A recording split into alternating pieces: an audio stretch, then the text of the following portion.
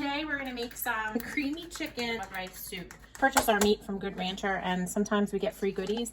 And for a couple of our orders, they've included these ends and pieces of the chicken. So what we're gonna do is we're gonna throw that in. I got the pan nice and hot, and we're gonna put this chicken in, and we're gonna season it up with, at first, some salt. And honestly, I feel like there's no possible way that you can over season anything. Seriously, truthfully.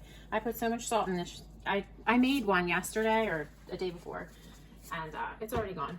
Some pepper. Again, like, I don't measure anything. Make it look right. Make it look okay, right? Garlic. Season it on up, right? And then I use this onion powder as well. I don't know about this onion powder though. It's like really white. Looks more like a cornstarch. Yeah, it's really powdery. That's on medium high. We'll let that sit.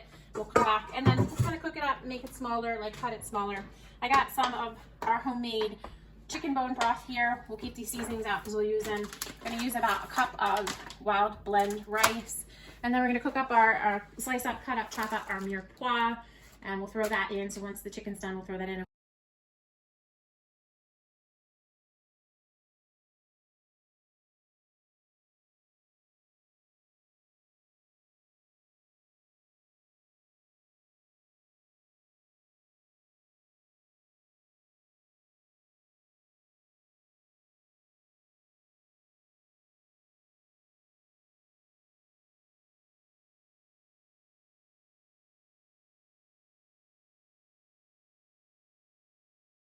So the chicken's almost done. So there's a couple things we'll do here.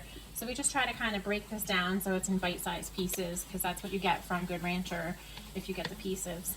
So it works out really well. Oh, what's yelling at me? And then we can season this up a little bit more. Well, we don't have to. It looks pretty good. But one of the things I like to do, if it seems like it's got a lot of fluid in there, is I'll actually take, and I did this, so I'm going to do it again because I did it and you guys loved the recipe. But I'm just going to pour a little bit of white wine vinegar in here so that, and turn it up to high heat so I kind of brown the chicken. That acidity in that vinegar will actually help kind of give a little bit of a brown and glazing to the chicken if we turn it up to high. Go ahead. Let that in there. Cool.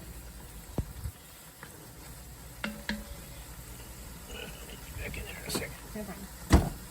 You hit record again so we do a little lecture. It's still recording? Oh, it is? Yeah. Okay, I'll just again. So, I was talking to my nursing students last night about how one of the ways that patients can...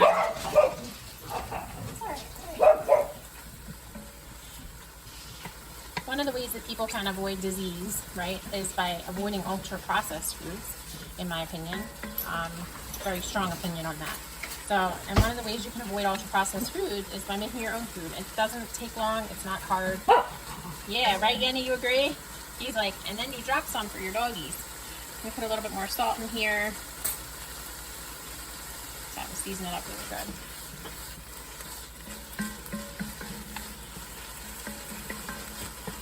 When you make your own food at home, you know where it's coming from. It's not hard. Making your own homemade chicken bone broth.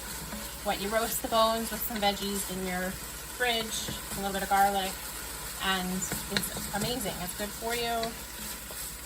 Can't be beat.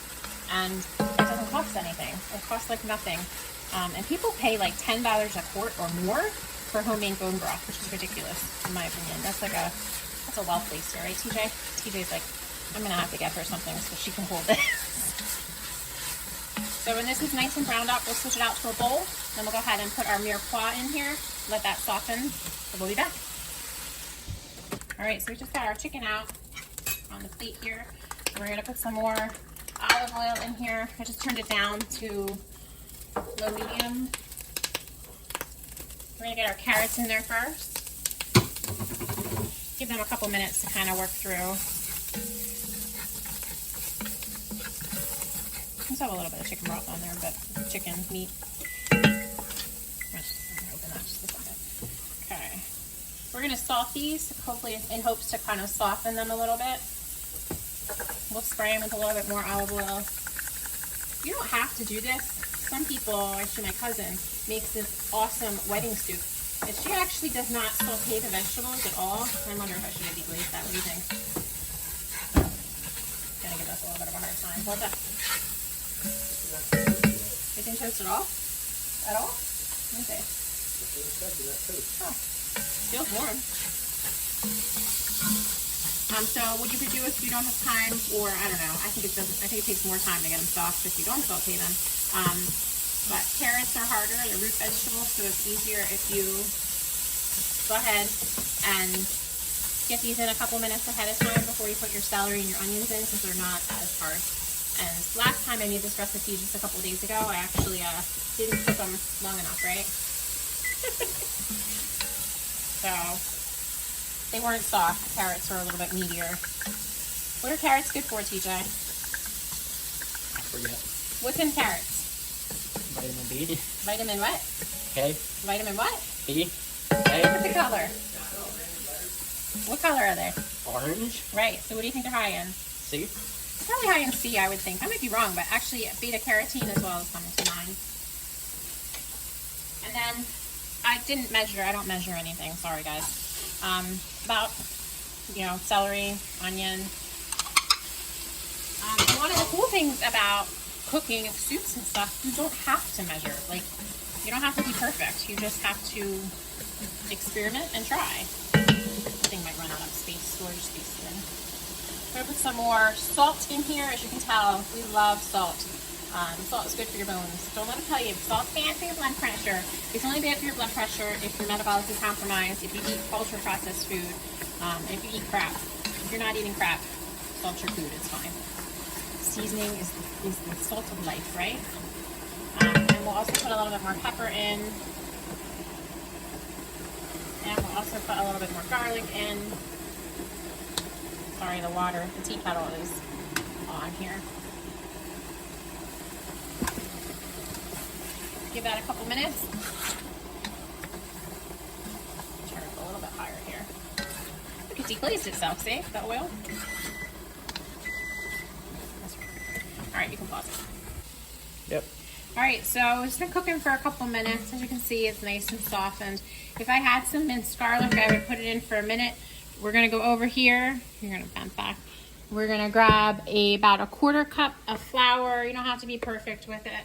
And we are going to go ahead and make our, basically like a roux, because we're going to want this to thicken a little bit.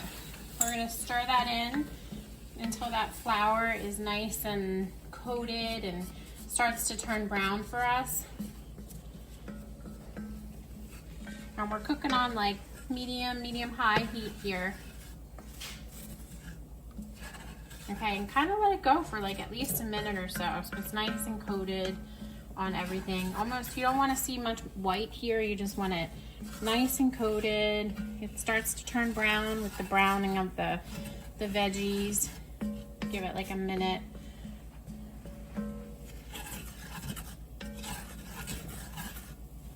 I love these bowls. Good. See how that looked like it got like nice and brown? Not a lot of white left in there.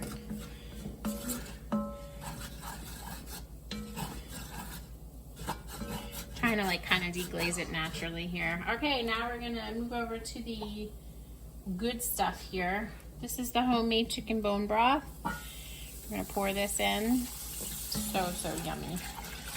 Yummy in our tummy, right, TJ? Yep. Okay. And because we're trying to thicken this up a bit, we're actually also going to add some water. At the end, we're going to add a whole cup of heavy cream as well.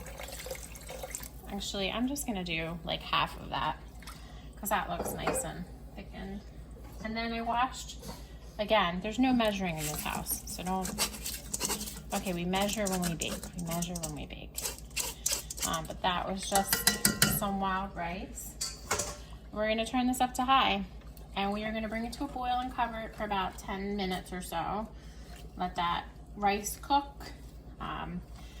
Let the flour kind of go to work in thickening.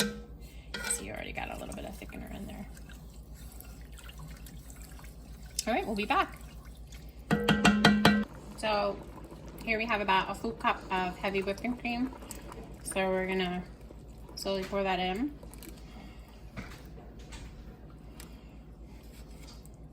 Every last drop. And it was boiling for about 10 minutes there to get the rice up to snuff, nice and cooked. You could cook the rice separately, so if you have leftover rice, you could probably use that as well. But you don't want to use too much rice, because if you do, it will continue to absorb the fluid, the liquid, and make your soup dry. For some reason, I don't think the wild rice does that though. I don't feel like it makes it particularly dry. So we'll let this kind of cook on low for a little bit, and it'll thicken up over the course of the next few hours. You could probably do it on high if you wanted it faster. So, but there you have it. Soup around here, homemade soup around here, probably costs about $10 a quart, would you say? For about a size like this. And here we have about 2 of them. Made at home for a fraction of the price. So cook at home, make your own food. Soup season it is. So, all right guys, there you go. Have a good day.